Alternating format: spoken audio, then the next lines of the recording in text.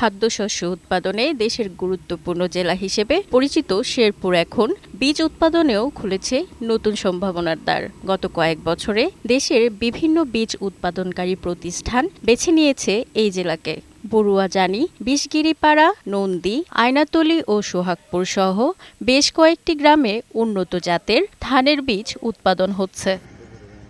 বীজ উৎপাদনকারী প্রতিষ্ঠানগুলোর নিজস্ব তদারকিতে সম্পন্ন হচ্ছে বীজ উৎপাদন ও পরিচর্যার প্রতিটি ধাপ। উন্নত বীজ প্যাকেটজাত হয়ে পৌঁছে যাচ্ছে দেশের বিভিন্ন প্রান্তে। চুক্তিভিত্তিক জমি দিয়ে লাভবান হচ্ছে কৃষক, কর্মসংস্থান হয়েছে প্রায় ৫,০০০ শ্রমিকের। যারা বীজ ধানাবাদ করতেছে, আমরা এখানে কাজ কাম করি, সবাই মোটামুটি লাভবানই আছে আর কি কাজ করা দিয়ে। আমরা ৩-৪ মাস কাম করি, তাতে আমরা ভালোই চলি। শেরপুরের অনুকূল পরিবেশের কারণে এখানে উৎপাদিত বীজের গুণগত মান ভালো হচ্ছে বলছেন কৃষি বিশেষজ্ঞরা। ৩,৫০০ থেকে ৪,০০০ শ্রমিক আমার এখানে কাজ করেছে, যেটা এই প্রকল্প না হলে এত শ্রমিকের এখানে কাজ থাকতো। এবং এই শ্রমিকরা মোটামুটি নিয়মিতভাবেই আমার এখানে কাজ করেছে, ফলে এরা অনেকটা লাভবান হয়েছে বলে আমরা মনে করি। আগামীতে জাতীয় পর্যায়ে হাইব্রিড ধানের বীজের চাহিদা পূরণে শেরপুর গুরুত্বপূর্ণ ভূমিকা পালন করবে বলেন প্রত্যয়ন কর্তৃপক্ষের এই কর্মকর্তা। হাইব্রিড বীজ উৎপাদনের কার্যক্রম আমরা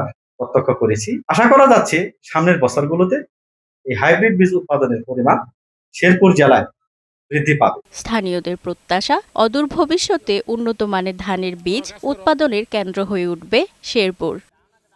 আরিফা শিকদার, বৈশাখী সংবাদ।